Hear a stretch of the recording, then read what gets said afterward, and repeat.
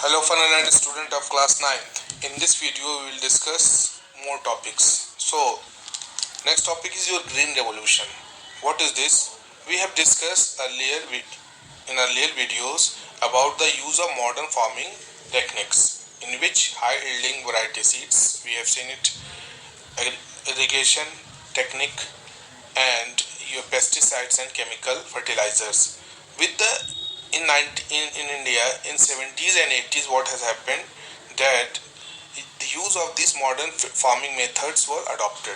So by using this, we have increased our production in agriculture sector. So what has happened?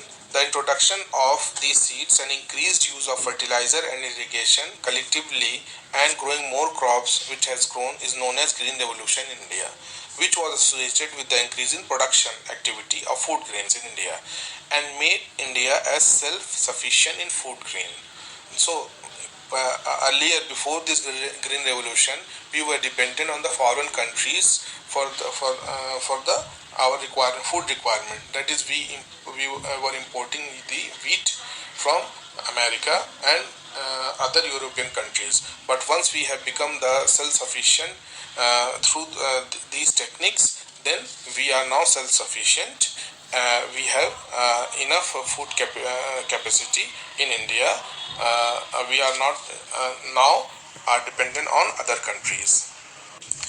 Next topic is your drawbacks of modern farming methods. Now, what has happened that we have used the modern farming methods and has done the green revolution.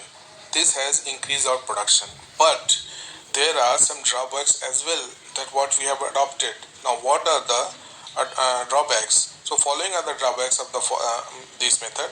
The number one, modern methods are used by only rich farmers, or they require more inputs. This is the first drawback, that small farmers, marginal farmer are not able to adopt this thing. Number two, loss of soil fertility due to the increased use of chemical fertilizer. This has happened with the use of urea and modern chemical fertilizers, that the fertility of the soil has lost. Number three, continuous use of groundwater for irrigation. Use of tube well. This has also resulted at the decreased level of water below the ground. So these are the three important drawbacks of modern farming methods, and we need to check it out and minimize the negativity of this thing, so that we can have a more production with the same amount of land and without destroying the fertility of the soil and groundwater level, checking of the groundwater level as well. So I think you have understood this topic. So in the next video we will discuss other relevant topics. Thank you very much, students.